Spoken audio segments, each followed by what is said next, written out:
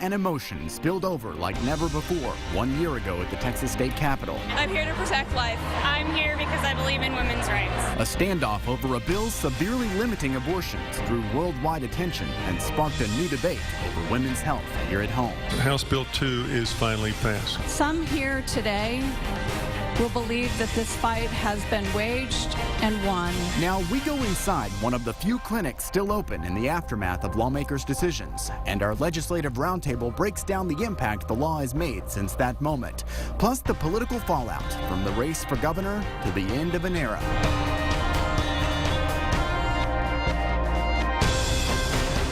Good morning. Thank you for joining us for a special edition of State of Texas in Depth. I'm Josh Hinkle, and today we come to you from outside the upper chamber of the legislature, the Texas Senate.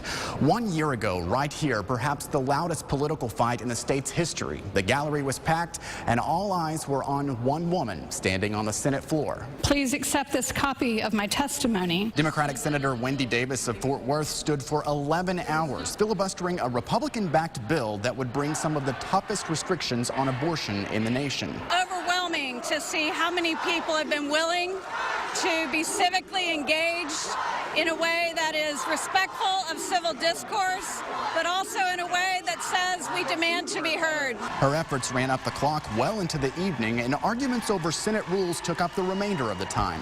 Lawmakers missed the midnight deadline to take a vote, but Governor Rick Perry, who initially told the legislature to tackle this issue, called them back the very next day. And within a few weeks, the bill was back on the floor and passed this time, signed into law soon after.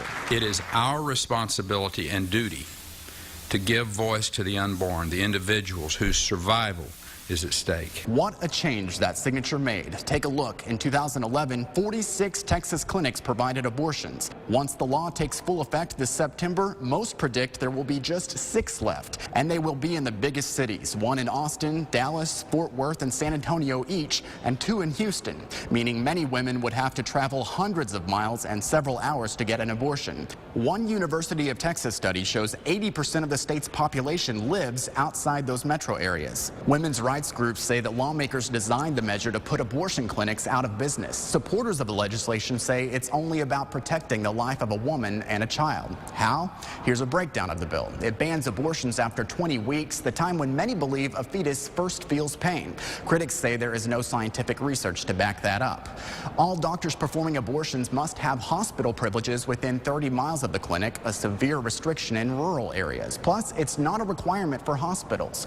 Only a doctor may administer abortion-inducing drugs with protocols approved by the FDA, and perhaps the most challenging and certainly costliest part for clinics, they must all have an ambulatory surgical center. When you walk into the Whole Woman's Health Clinic in San Antonio, it's just like you're in the operating room at a hospital. Be able to transfer somebody back to their recovery area. The doors are wide enough for a stretcher to roll through, the spaces are much bigger, and there is even a docking bay for an ambulance. The reasons why this site will be one of just 6 clinics left performing abortions in the state. It's a sterile environment. But Andrea Ferrigno says early-term abortions often require only the medical abortion pill. It's a very, very simple procedure. It could be completely offered in a consultation office, in a counseling room. Ferrigno, who helps lead this statewide health group, says they had to close down most of their clinics, including the one in Austin. It had smaller exam rooms and recliners in the recovery area. The San Antonio site was already an ambulatory surgical center, what the new law requires, no matter the type of abortion, and it can be expensive to maintain. You have to include the cost of supplies, staffing, physical plant, and it increases to the thousands of dollars. For each woman the clinic serves. Most are low income, and Ferrigno says Whole Woman's Health often helps them pay for the services, but it will be tough in the future. We are expecting to see an increase in patients that will be traveling great distances to access the services they need.